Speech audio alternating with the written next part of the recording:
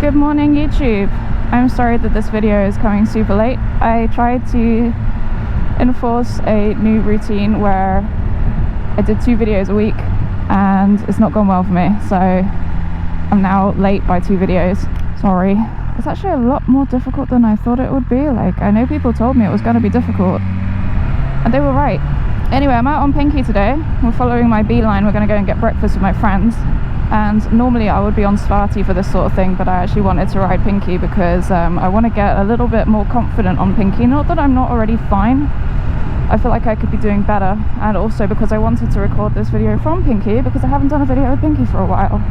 And basically this is going to be a 2-part video to take the pressure off myself. I record one thing, you get 2 videos. That should keep me going for, that's 2 videos, isn't it? And then I'll have to think of something else. And I wanted to address a couple of things. So this is part 1 of my 2-part video. And I'm going to be talking about a commonly asked question that I get, which is, why am I R1Liz when I have an S1000 RR? And I realise that it's been 2 years now. I've had Pinky for 2 years. Woohoo! Happy birthday, Pinky. Not exactly, but probably. I don't know when her birthday is. Anyway, I never really addressed why I got rid of the R1. It wasn't because finance ran out or anything. It was a pretty cursed reason why I went from the R1 to the RR. It's not cursed, it's just a bit funny and sad. The new owner of the old Pinky contacted me on Instagram because the people that took the R1 from me didn't change the number plate, and the number plate still had R1Liz written on it. So I have to be a little bit nice about it just in case he's watching. But I'm also going to be a little bit more honest than I have been. There were a few reasons why the R1 had to go. But before we get to that, I want to talk about why I had an R1 in the first place. Because I've always had Yamahas, and I started my bike journey on a YZF R125. It was my dream 125. But I always thought that R1s were cool, and my boyfriend at the time, he was like, "You will never have an R1. They are too dangerous. You will kill yourself." So of course, I was like 18. So the logical thought there was, I will have an R1, the earliest opportunity. So I worked my way up because insurance at the time made it impossible for me to get anything other than the smallest possible bike. So I had the 125, and then I had a Ninja 300. And then as soon as my insurance company would allow it, I got a 2006 R6, and I was so happy with this bike. I loved it so much, but I still wanted an R1.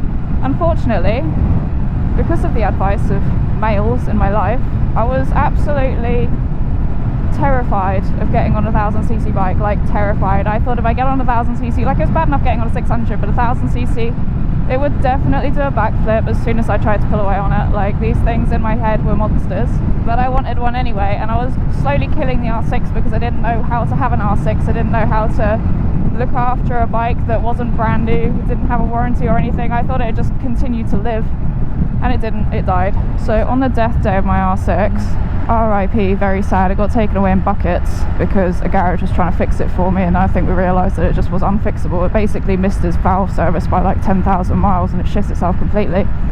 It was all my fault. I got £1,000 for it. You think about it, 2006 R6 now, they're worth like at least £5,000 even if they don't work. And thus came the opportunity for me to have an R1 because the people that bought my R6 for £1,000 had a 2007 R1 available. And by this point I'd learned my lesson, and I'd actually finally been able to get my ass on a 1000cc without crying and, you know, not riding it, because Joanna F. Benz, who I'm sure lots of you have heard of, absolutely amazing person, she saw me at a BMW demo day and she was like, "Listen, they're pussycats, they're fucking fine, ride the RR," or the R. I wasn't allowed to ride an RR, I was allowed on an R. She was like, "You're gonna have a great time, it's actually easier than the 600, so I rode the R, and it was totally fine." It's like, what the hell have these men been saying to me? Absolute bullshit. So I test rode the R1 and it was fine. I gelled with it immediately, everything was great. "Oh my god, you can never ride a 1000cc, it's too dangerous." No, it isn't, it's fine. Don't listen to them. Anyway, so I bought the R1, and that was my first R1, and that was actually the white and red one. So if you've been following my Instagram for a while, you will have seen it. It was the muse behind all of my original cartoons, and I knew how to look after it because I had already been bitten by the R6. It had its valve service early, and it was very well looked after.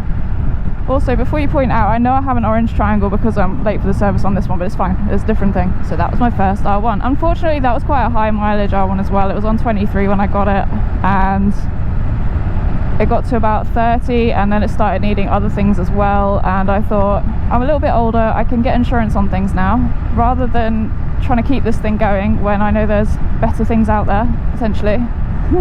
Time for a trade-up. So that's when I found the 2018 R1, which I did a demo ride on. It was the funniest demo ride ever. I got pulled over by a man who wanted to ask me out on a date. For fuck's sake. I'm already in sick. Why am I in sick? I can't ride. So I took this R1 2018 for a test ride, liked it, and then promptly bought that exact one because I thought I was going to struggle to get insurance, because it was 2018 at the time. It was a 2018 bike, so I thought I was going to struggle with insurance, but actually it was doable and the money checked out, so I bought it. That was the birth of the first Pinky. I really need to pay more attention to what I'm doing rather than what I'm saying. This is fun, I'm reminiscing. So I had the blue 2018 R1, I was having a great time, it was doing all sorts of things. It was my new cartoon muse, and then I got it wrapped for £675 in Hexis, I think it's like Indian pink it's called. And that was the first Pinky. Come on. And the pink R1 was absolutely perfect. I looked after it very well, if I do say so myself. I thought so at least. But one thing I noticed about the R1 was that it didn't really like doing the same things that I like doing. It liked track days. It did a track day. It was very good on the track day. We had a very good time. It was very fast, very good brakes, etc., etc. It didn't like the winter aspect of my lifestyle very much, and the problems that we started having was that sometimes it simply wouldn't start. It just didn't want to start. It would wake up in the morning, it was raining, it was cold, I wanted to go camping, it was like, no, fuck you, we're not going anywhere. Unfortunately, by the time these problems became a real problem, the warranty had run out on it. The upshot of it was, I was in Wales with some friends. It was April, but it was freezing cold, it was raining, I think we'd seen some snow. We were going up hills and it was chugging. Like if I wanted it to go uphill, it would not be able to get enough revs. I'd be in like first, second gear. It wasn't enough revs. It was trying to stall. It desperately wanted to stall. It did not want to go up the hills, which is fair enough. I didn't want to go up the hills either. There were hairpins on them. It was horrible, but I was trying to make it do it and it was unhappy. And then we got to the top of this big hill, stopped for some photographs. It wouldn't start. That was it. It was very upset with me. Jump started it going down the hill, because luckily there was a lot of downhill to do a jump start on. I didn't jump start it, no, I stole my friend's bike, which did work, and he had to jump start the R1. Got to the bottom of the hill, spent the night, woke up in the morning, packed up, ready to go, and the R1 would not start again. I thought we'd fix the problem by jump starting it, but no, apparently whatever it was persisted, but with vengeance, because now you could not jump start this thing. You couldn't jump start it manually, you couldn't jump start it off a battery pack, you couldn't jump start it off a Toyota Hilux. It was very upset, and it was making all sorts of weird battery related noises, but yeah, it didn't want to live. So, and this is my favourite part of the story. I was in Wales in the middle of nowhere. I was at a pub in the middle of nowhere. It was 200 miles away from home. I had to go home on the back of one of my friend's bikes, and I had to trust a random local person who had a van to take the R1 home. I'd never met this man. He was a man who was recommended to me by the landlord of the pub, who said he had a van and he was going to be down near Southampton during the week. He could come pick the R1 up, he put it in the shed, he'll pick it up and I'll drive it back to you for a small fee. I think that was like the most worried I've ever been about my bike in my entire life, because I had to leave the steering lock off. Like, it could have ended up anywhere, but it didn't. It found its way back to me. I was very grateful to Man with Van. I think I've still got him in my contacts just in case I ever fuck up again like that. So the R1 came back and put it in another van, took it to the local Yamaha garage, who no longer in operation, unfortunately, which surprises me because they cost so much to go to that surely they would be making enough money, but no. Anyway, got it serviced and let them just do whatever it took to figure out what was wrong with it and fix it. And they almost didn't, until they had another R1 there that was the same. They took the whole like tank thing off of my one and put the new R1's tank thing onto my one, and it worked. Turns out it had spat out its fuel pump connector. You know how you say bikes can have personalities, but that's a bit ridiculous. And so all of my savings later, which was not very much, but it was, you know, I was upset. The R1 is back on the road, and I have this new complete loss of trust for it. Like, the trust is gone. I have so many things that I want to do, and I know that an R1 is not the right bike for them, but I want to do it on an R1 anyway. So what I needed was a new R1 that would be okay with doing the things that I want to do.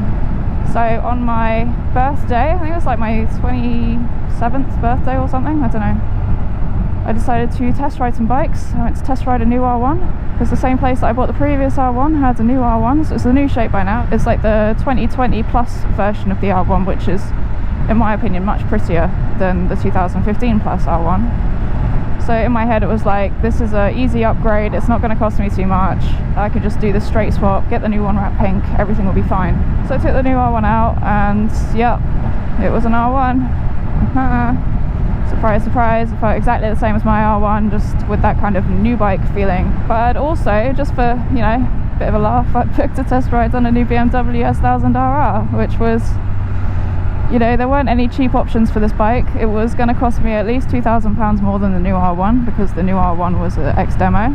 And I wasn't really that into BMWs, but I thought, it's, you know, Barnstormers is on the way to the Yamaha place, so I went to Barnstormers and I took out an S1000 RR. I signed a £2,000 excess on the demo bike, which was very scary, and yeah, it spoke to me.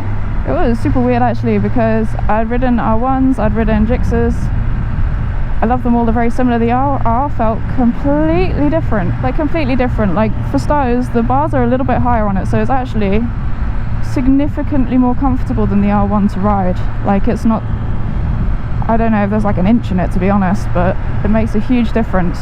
The brakes on this one are so sharp and sudden, but in a good way. It's like less effort to stop. And then I love the noise of this. It was doing that thing when it gets nice and warm and the exhaust pops, and it was just like it was chatting away to me. Yeah, so many things. And then this, when you come from an R1 that doesn't have this, this is a treat. This is, wow, look at all these things that I can do. So even though I couldn't afford it and it wasn't an R1, and you have to understand here, like, my name is R1Liz, my bank account is R1Liz, like, so many things would have to change. Like, so many things would have to change. I had to go to a meeting to set up that bank account, like, I'm not doing that again. So I sat on it. It was a pretty good birthday, to be honest, just riding these two bikes. And I thought I'll just stick it out with the R1. It's been fixed. It shouldn't need to be fixed again. And then some other things happened in my life, which were big changes. I won't talk about those. Summer came round, and, you know, the lack of confidence in the bike was really stifling. I couldn't stop thinking about the RR, so I spoke to my friend Kate, who worked for a BMW dealership at the time, and I just said, look, would you be able to sort me out, bruv? Can you value the R1? Here's some photographs. You can see it's corroding a little bit here and here, and we've had this problem, but I got it fixed. And its services are up to date, and it has, I think it was like 11,000 miles on it or something. So I left it with her, and I said, look, this is the bike that I would potentially want. It's an S1000 RR Sport, brand new, because I've got to treat myself a little bit. This is, you know, this is a sad occasion. I want it to be a happy occasion, get me a new one. I want that shiny new bike smell. So I left it with her, and she came back to me with a ridiculously good deal. Like, it was disgustingly good. Like, thank you, Kate. Thus I have an S1000 RR, but because I'm so settled in the R1Liz life, the R1Liz has stayed. So when I bought this bike, I knew it was going to be fine. I knew that some of the 2021s had a couple of like electrical issues, so this is a 2021, and I think by the time the 2021s were out, they'd dealt with those issues, because this has had, it's had a couple of recalls, but Barnstormers are fantastic. You take it in for anything and they'll be like, oh yeah, I had a recall, we've done it, and it's like, oh wow, thank you, I didn't know about that, but good. This has been flawless, and we've been to Scotland, we've been all the way around the top of Scotland with tents. It's been out in the rain, it's been out in the cold, it's done 2 dragon rallies, it's pink, it looks good, it's got a service booked in a couple of weeks, which is about time, because I think the oil level's getting a little bit low. So that is the story of how R1Liz got an S1000 RR. I'm not adverse to the idea of getting another R1. In fact, there's an R1 that I would really love to buy, not the R1 that I had, but I have a soft spot for like the 2014 shape, you know, the bug-eyed one, but the facelift bug-eyed one. So the first of the Big Bangs, but the facelift version of the first of the Big Bangs with the under-seated exhaust, and it's got like the LED strip under its bug eyes. I just think it's, and I'm sorry, I think it's the most beautiful bike that's ever been made. I've got Pinky and I've got Sparty, and I think if I was going to get another bike, aside from swapping Sparty out for something a little bit bigger, it's probably going to be that R1. And I'm just watching on Auto Trader, waiting. Maybe something will turn up that's, you know, not too expensive, because R1s are expensive at the moment, like really expensive. The cost of a 2014 R1 I think now is the same price as it would have been brand new back in 2014. Like, it's outrageous, but also good for them. So I don't hate R1s, I love R1s, I just hated that R1. Anyway, that is the end of part 1 of this video. I hope you enjoyed it. I hope I didn't offend anyone with my reasoning, but yeah, obviously R1s aren't supposed to go touring, but they can do it. I've seen people do it, just not that one. That one doesn't like it, that particular one.